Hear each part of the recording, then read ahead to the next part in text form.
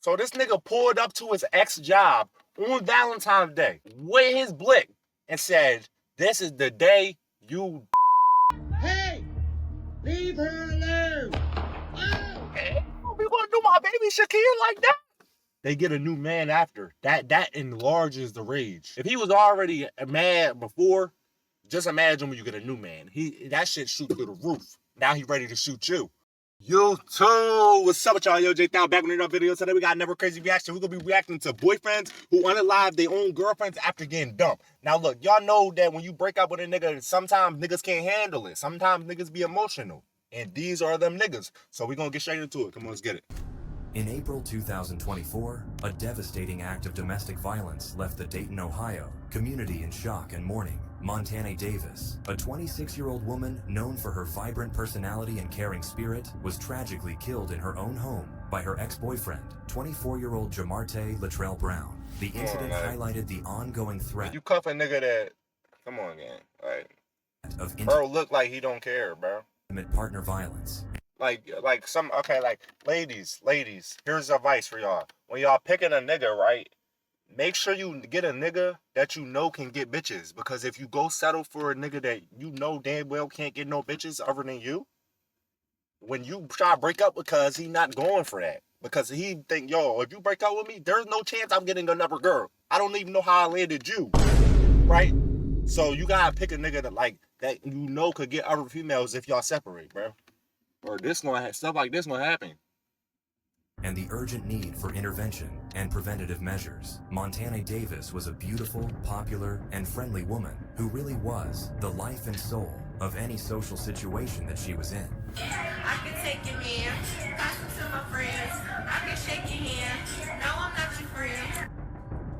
I just want some bands. On top of that, she was working hard to better herself and her life. She was training to become a nurse so she could help people. It was this selfless attitude to life that drew so many people to Montana. The most important thing to do now is being in touch with myself. Hey, my nigga, I like the nurses, bro. I you know what I'm saying? I like the nurses, the Jones with the scrubs, you feel me? You feel me? That's the best outfit for a bitch to be in, my nigga. Like, simple, bro. It's just, it is, bro. I can't cap, bro. It's just something about the nurses. Like, you know what I'm saying? You could be like a 6, but you could put on scrubs, even if you're not really a nurse. You feel me? You could just put on scrubs, put on your little, you feel me? Take a picture on the gram, and it'll boost you up to a 7 to an 8. You feel me? Just by the outfit. You know what I mean? I don't know. It's something about the nurses. Maybe it's that, you know what I mean? You feel like she could take care of you or something. I don't know. Montana had recently ended her relationship with a man named Jamarte Latrell Brown, a decision that came after what friends and family described as a turbulent and emotionally taxing partnership. She wanted someone serious and like-minded, and she had outgrown her relationship with Jamarte. The breakup marked a turning point for Montana, who had begun rebuilding her life and exploring new relationships. She started dating someone new, a step toward finding happiness and stability. Oh, that'd be the However, worst. Jamarte's behavior became increasingly erratic and threatening in the aftermath of their breakup. Montana confided in close friends and family that Jamarte had been sending her harassing messages and making alarming threats. It really started to impact her mental health, and Montana would sometimes take to social media to talk about what she was going through.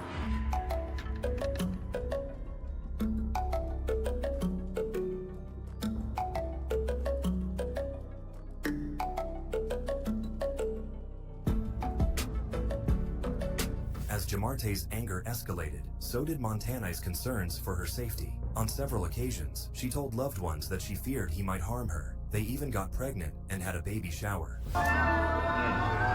Baby too? God damn, I know that nigga mad. But despite her attempts to move on, the shadow of Jamarte's anger loomed large. Friends later described her as torn between trying to maintain her independence and move on with her life with her new love, and worrying about the lengths to which her ex-boyfriend might go. He even called to threaten to shoot at the house with her kids inside if she did not meet his demands. It was clear that Jamarte was jealous of Montana's newfound happiness and could not stand to see her move on. The situation reached a tragic peak on the night of April 12, 2024. Around 10:30 p.m., Montana made a desperate call to 911, informing dispatchers that Jamarte was at her home, threatening her, and making clear his intent to harm her. The fear in her voice was palpable as she pleaded for help. Where's the boyfriend? Where's the nigga you got the baby with? He better go handle that, you feel me? Because where the boyfriend at? You feel me? If your ex keep popping up to your crib, I'm smoking that nigga. If I'm your boyfriend and I'm your man now, you feel me? I'm smoking that nigga. Come near this crib, watch what happens, you feel me? Where the cuz at? Where the new cuz? But the events unfolded too quickly for authorities to intervene in time. Moments after the call, Jamarte arrived at Montani's residence, enraged and determined to confront her. He forcibly entered the home by kicking in the back door, ignoring her cries for him to stop. Inside, an argument ensued, during which Jamarte brandished a firearm. In a chilling act of violence, he shot Montana multiple times, leaving her mortally wounded and lying in a pool of her own blood. You shot my baby? Jamarte escaped into the night, sparking a citywide manhunt. Law enforcement agencies, including local police and U.S. Marshals, worked tirelessly to locate him, releasing his name and description to the public. Days later, Jamarte was apprehended without incident. He was charged with aggravated murder, burglary, and related offenses. Authorities also uncovered a pattern of prior harassment and violent behavior, which underscored the premeditated nature of his actions. His bond was set at $1 million, a testament to the gravity of his crimes and the danger he posed to society. In the months that followed, the legal proceedings brought Jamarte's case to the forefront of local and national conversations about domestic violence.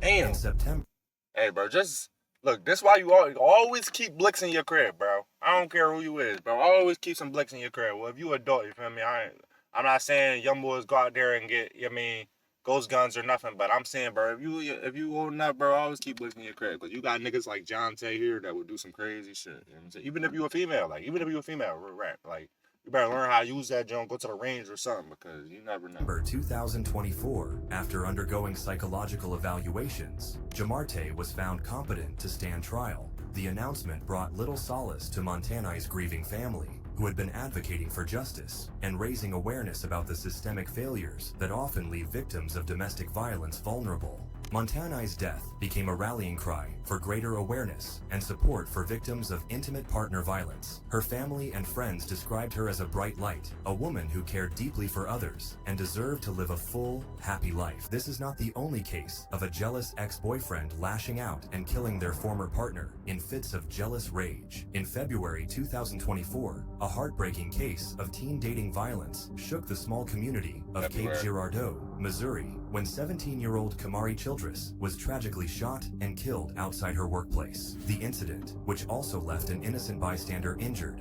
highlighted the devastating consequences of jealousy, control, and unchecked aggression in young relationships. Bro, that nigga looked like the one nigga. He looked like the nigga Funny Mike. Y'all know Funny Mike? He looked like Funny Mike,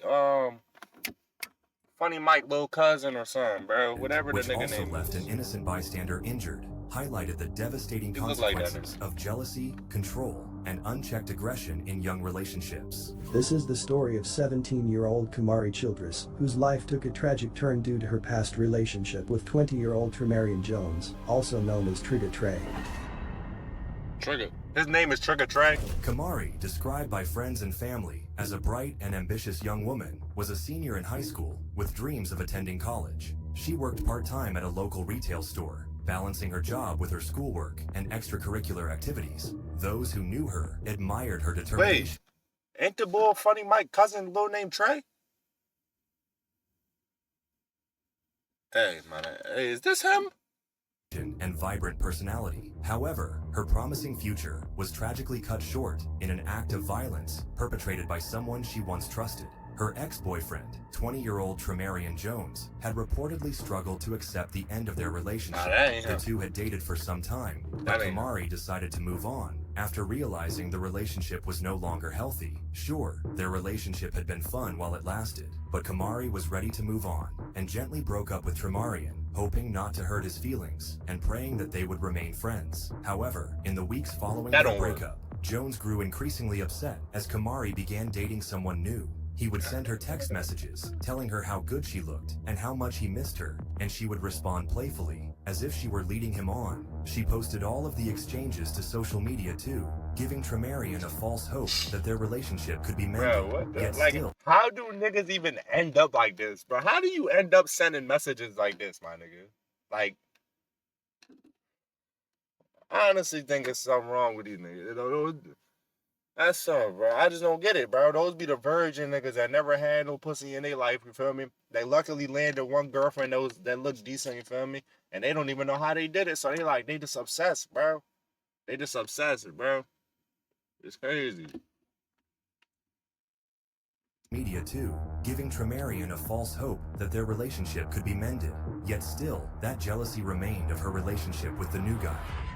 On the evening of February 14th, 2024, Valentine's Day? Kamari was finishing her shift at work. Witnesses Oh, reported seeing Valentine's? Jones waiting for her outside the store. An argument ensued between the two, with Jones becoming visibly angry as Kamari attempted to walk away. According to surveillance footage and eyewitness accounts, the situation quickly spiraled out of control when Jones pulled out a firearm.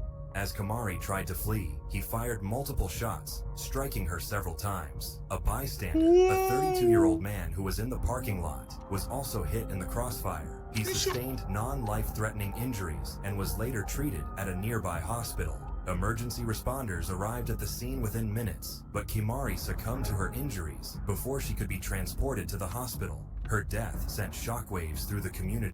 This nigga pulled up to his ex job on Valentine's Day with his blick and said, "This is the day you know what I'm saying? That's her Valentine's Day gift, my nigga." Hey, bro, this is y'all keep saying from the first and the second one, y'all see that they get a new man after. That enlarges the rage. That make a nigga go like from if he was already mad before. Just imagine when you get a new man. That shit shoot through the roof. Now he ready to shoot you. You know what I'm saying, bro? Like, that should be crazy. Niggas gotta get it together, bro. Jones fled the scene, but was apprehended by law enforcement later that night. After a chase and an intense search, he and another person was arrested without incident and charged with first-degree murder, armed criminal action, and other related offenses. 2 people are in custody in connection with that shooting that happened around 2:30 p.m. Tuesday. Those suspects were arrested just last night. During his initial court appearance, prosecutors emphasized the premeditated nature of the crime, citing his history of controlling behavior and his refusal to accept the end of the relationship. Jones was held without bond as the legal and his refusal to the premeditated nature of the crime, citing his history of controlling behavior and his refusal to accept the end. Oh, so he been a controlling nigga. Okay, now I see why. Now I see what led up to that. You feel me? Cause men bull. You know what I'm saying? But she did the right thing. She ended the relationship, so I can't blame her. You know what I'm saying? I don't know how long they was together, but she ended it, so I can't blame her. Right? But look though, look at Cuz's face right now. Just examine his face for just a second. I really be thinking, bro, when niggas be sitting in jail, right, after they just get charged with murder for killing whoever, what do they be thinking about? Like, I really want to know. What do you be thinking in your head? Like, do you just be thinking like, yo, I'm a dickhead, bro? I'm really a dickhead. Because that's what I would think. Like, yo, like, I just did all this shit. Then I basically ended my life, my nigga. You basically ended your life. You know what I'm saying? Because, yeah, you unalived your girlfriend or your ex that you wanted to unalive so bad because you was mad at her because you can't get no pussy. But you also ended your life, bro. You not free no more. You know what I'm saying? Bro, I don't get it, my nigga. In April 2024, the quiet suburban community of Parkville, Maryland, was devastated by the tragic and violent death of 27-year-old Shakaya Allen. Shakaya, a beloved member of her community, was fatally shot multiple times in the parking lot of her apartment complex by her ex-boyfriend, Amir Johnson. The brazen act, carried out in broad daylight, was captured on video by a neighbor and later circulated widely on social media, drawing widespread attention to the case. Shakaya and Amir had been in a happy relationship for quite some time. They had gotten along like any normal couple, and no one would have suspected their relationship was on the rocks or facing any kind of hardship. Babe, you think you the shit? You're not even a fart. However, Shakaya had reportedly ended her relationship with Amir months before the shooting, citing concerns about his behavior. However, tensions between the two appeared to escalate after the breakup. In the weeks leading up to the incident, Shakaya had taken legal steps to protect herself, filing for a protective order against Amir. I want to know, is it a big thing to like go through something and want to go through something alone? Like, is it wrong for you to be like isolated? Like, you don't get that? Like, you can't be isolated? Like, why do everybody make that seem like it's a problem to like want to go through something and deal with it alone? Despite her efforts, the case was dismissed after both parties failed to appear in court, leaving her without the legal safeguards she sought. On April 15th, 2024, tragedy struck. Witnesses reported hearing a heated argument in the parking lot of Allen's apartment complex. Get away from me! You ain't gonna do nothing but get yourself in trouble, bro. I have a restraining order on you. Oh, you didn't go to court. Should have went to court. As Amir chased Shakaya, someone living nearby filmed the incident. They filmed as multiple gunshots rang out and watched as Shakaya was struck several times and collapsed to the ground as other witnesses called 911. The cell phone footage then showed Amir fleeing the scene moments after the shooting. Don't you f***ing hurt her! Hey! Leave her alone! Oh! Hey, we gonna do my baby Shakira like that? Bro, like, I'm telling you, bro, look. And here's also where we got a problem at, bro. Like, okay, right. The nigga is in complete wrong for unaliving my baby Shakira. No doubt about it. There ain't no doubt in my mind that cuz is wrong. You feel me? But also, where we also need to get right at, the females need to get right at, I mean, is picking the right niggas. And I'm not saying that you could predict that cuz would do something like that, because you can't predict that, but just think, like, what type of nigga is cuz? If I had to guess, if I had to just take a guess, I would guess that he's probably a bum. He's probably a nigga that's in the streets. Now, y'all know, we got a problem with females being attracted to these hood niggas, right? Now, it's one thing if a nigga is in the hood and he trying to do some street shit to get money. That, I don't feel like there's anything wrong with that, because cuz just trying, you know what I mean, run up some bread. But if cuz is in the streets, he love playing with guns, he got ops, you know what I'm saying? He love being in gangs. He just loves sliding on ops and doing dumb shit all day. The video, which began circulating on social media shortly after the incident, sparked That's how I seen it. and calls for justice. It I seen that joint a minute ago, evidence bro. of the crime, but also highlighted the chilling reality of domestic violence and the challenges faced by victims attempting to protect themselves. Authorities quickly identified Amir Johnson as the primary suspect and issued a warrant for his arrest, despite extensive efforts, including public appeals for information and collaboration with federal agencies. Amir has evaded capture. As of December 2024, he remains unharmed. Law enforcement continues to urge anyone. Y'all got clear-cut video of the nigga that did it, and y'all got pictures of cuz somehow. Look, is that a mugshot? This nigga was already locked up. See? Y'all got clear-cut pictures of it. This nigga must be hiding in the underground tunnel or something, bro, because how cuz still ain't get caught? It's been a minute since I seen that video. With information about his whereabouts to come forward, emphasizing the importance of bringing him to justice. Shakaya's death has left a lasting impact on her family, friends, and community. Vigils and memorials have been held in her honor, with attendees remembering her as a kind and loving individual who did not deserve such a tragic end. Her story has also reignited discussions about the effectiveness of protective orders and the need for better enforcement mechanisms to safeguard victims of domestic violence. Hey, RIP to Shakia Shakari in Montana, bro, because it's sad that shit like this happens to girls, you know what I'm saying?